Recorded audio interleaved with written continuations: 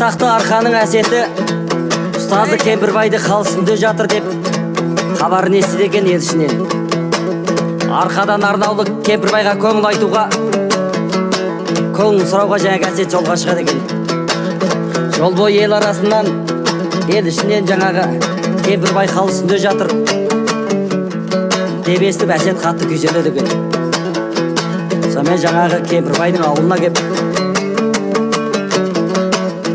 Кемпірбай жатқан ақ боз үйге келсе, ақ боз үйдің сыртында аша төсектің үстінде шалқасына сұлық жатқан Кемпірбайды көреді екен әсет.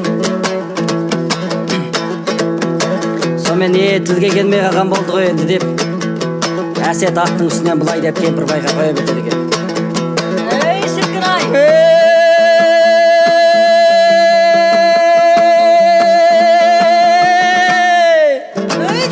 Ассалам мағалейкум.